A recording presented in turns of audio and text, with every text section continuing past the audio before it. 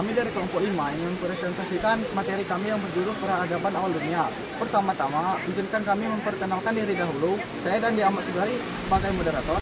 Saya Farelia Zazkia Kaila sebagai penyaji 1. Saya Judita Triputri sebagai penyaji 2.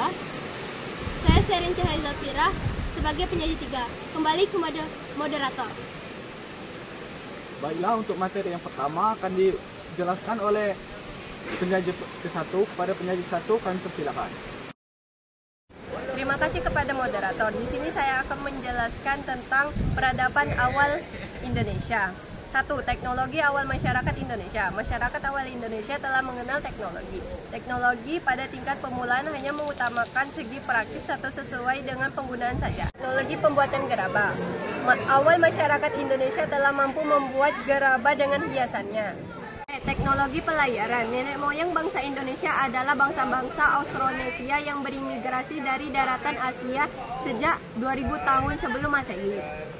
C. Teknologi pembuatan benda-benda perunggu. Pada masa perundagian, masyarakat telah mampu membuat benda-benda dari logam.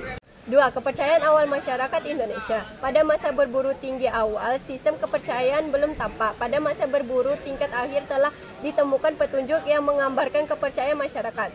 3. Sistem pertanian. Pada mulanya, sistem pertanian yang dikenal masyarakat awal Indonesia adalah perlandangan atau huma yang hanya mengandalkan pada hukum. 4. Sistem pemerintah. Primus inter pares adalah pemilihan pemimpin berdasarkan kelebihan yang dimiliki baik secara fisik maupun spiritual. Sekian materi dari saya kembalikan ke moderator. Baiklah, terima kasih kepada penyaji 1. Untuk materi selanjutnya akan dijelaskan oleh penyaji 2. Kepada penyaji 2 dipersilakan. Pada moderator, di sini saya akan menjelaskan tentang peradaban India kuno. Ada 2 peradaban India kuno di India.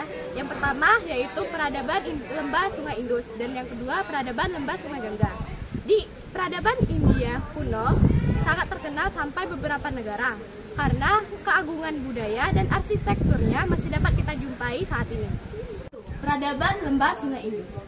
Penduduk asli lembah Sungai Indus adalah bangsa Dravida. Sisa-sisa peradaban ini ada di kota Mohenjo-daro dan Harappa. Mohenjo-daro dan Harappa telah memiliki tata kota yang baik.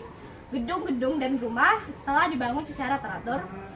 Jalan-jalan kota telah dilengkapi saluran air. Menurut para ahli, peradaban Mohenjo-daro dan Harappa runtuh karena serangan bangsa Arya yang merupakan rumpun dari bangsa Indo-Eropa. 2. Peradaban lembah Sungai Gangga. Kebudayaan lembah Sungai Gangga merupakan percampuran 2 kebudayaan antara kebudayaan bangsa Arya dan kebudayaan bangsa Dravida. Percampuran ini dikenal dengan nama kebudayaan Hindu. Sistem pemerintahan yang berkembang di lembah Sungai Gangga merupakan kelanjutan dari sistem pemerintahan masyarakat lembah Sungai Indus.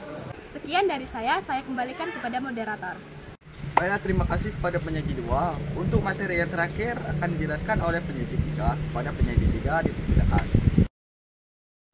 Terima kasih kepada moderator. Di sini saya akan menjelaskan tentang materi C. Peradaban Tiongkok kuno. Tembok besar Tiongkok atau The Great Wall of China merupakan salah satu warisan terbesar di Tiongkok. Peradaban Tiongkok kuno merupakan peradaban terbesar di dunia. Peradaban terbesar di Tiongkok terletak di Sungai Kuning atau Huanghe. Dalam sejarahnya, banyak dinasti yang berkuasa di Tiongkok, yaitu sebagai berikut. 1. Dinasti Xia. Dinasti Xia merupakan dinasti pertama dalam peradaban Tiongkok kuno, berlangsung hampir 500 tahun, antara abad ke-21 dan ke-16 sebelum Masehi.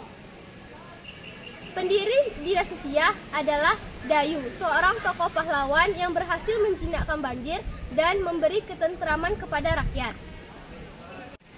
Kedua, dinasti Shang. Dinasti Shang merupakan pengganti dinasti Xia, sekaligus dinasti kedua dalam sejarah Tiongkok kuno.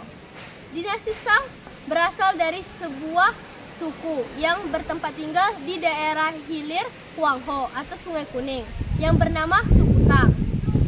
Tiga, dinasti Zhou. Dinasti Zhou merupakan dinasti ketiga dalam sejarah Tiongkok kuno setelah Raja Negara Adipati yang berhasil menggulingkan pemerintahan dinasti Shang yang dipimpin oleh Kaisar Shang Zhuang yang kejam. 4. Dinasti Qin. Dinasti Qin didirikan oleh Xin Huangdi. Saat pemerintahan Xin Huangdi, Tiongkok menjadi negara satu kesatuan yang diperintahkan oleh seorang raja. 5. Dinasti Han. Liu Bang merupakan pendiri dinasti Han. Dinasti Han mengalami puncak kejayaan pada masa Kaisar Han Wuti. Dinasti Han mengalami keruntuhan setelah Kaisar Han Wuti meninggal pada tahun 87 Masehi. 6. Dinasti Tang. Li Xinming, pendiri dinasti Tang yang biasa terkenal dengan nama Tang Taisung. Saat pemerintahan Tang Taisung, dinasti Tang mengalami puncak kejayaan dan mengalami keruntuhan pada abad ke-10 Masehi. 7. Dinasti Yuan. Dinasti Yuan merupakan dinasti pertama yang didirikan oleh suku minoritas, yaitu suku Mongol. Pendiri dinasti Yuan adalah Kubilai Khan dari suku Mongol.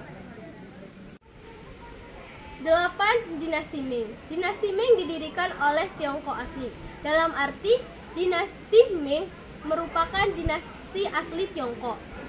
Dinasti Ming mencapai puncak kejayaan pada masa Yan Wang.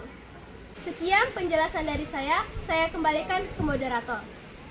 Presentasi dari kami, jika ada salah kata kami mohon maaf. Jika ada kritik dan saran, Silakan tulis di kolom komentar. Jangan lupa like, share, and Subscribe.